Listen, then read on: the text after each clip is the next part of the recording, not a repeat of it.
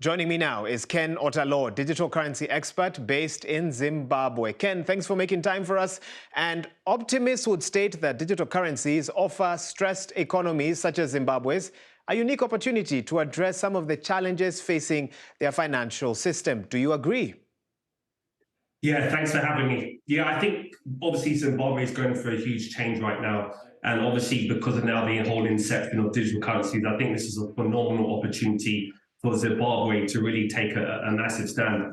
I think in terms of digital currency, it really helps to increase financial inclusion. So a lot of those in the population that do not have access to like traditional banking, for example, cannot participate in the economy. This really provides them with an opportunity to be part of the financial services. You have also the reduction in transaction costs. So basically, when you're making cross-border transactions, this in the traditional form, by doing this via digital currency, you obviously can actually decrease those costs, which is fantastic.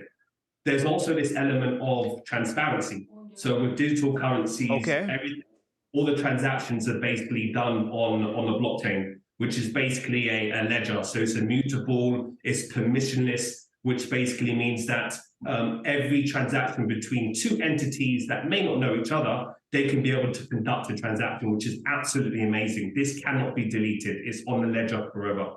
As you alluded to earlier, it's a protection against inflation, as you touched on before. In Zimbabwe, currently, I think the inflation rate is about 87%, which is incredibly high compared to the UK, for example, which is just above 5%. So this could really also help in the protection against inflation. It could be able to help to have a currency that you can be able to conduct for purchases in the domestic market. So in addition to that, also security. Ken, that's some great context you've given us. Tell us this briefly. Any success stories from the 114 countries or so that are exploring central bank-backed digital currencies? Yes.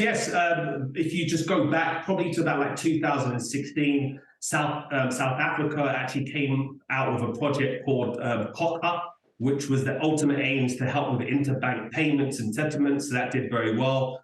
Tunisia in 2015 came out with their own form for the central bank called the e-Dinar. That was really to help that you could be able to do online transactions. Also, Senegal in 2019, they had the partnership with e-currency Mint Limited, so they could be able to also help out with the ultimate aim is to promote financial inclusion. Thank you so much. Yes. Thank you very much, Ken Otalor, digital currency expert, joining us from Harare, for sharing your thoughts with us on the program today. Now, she is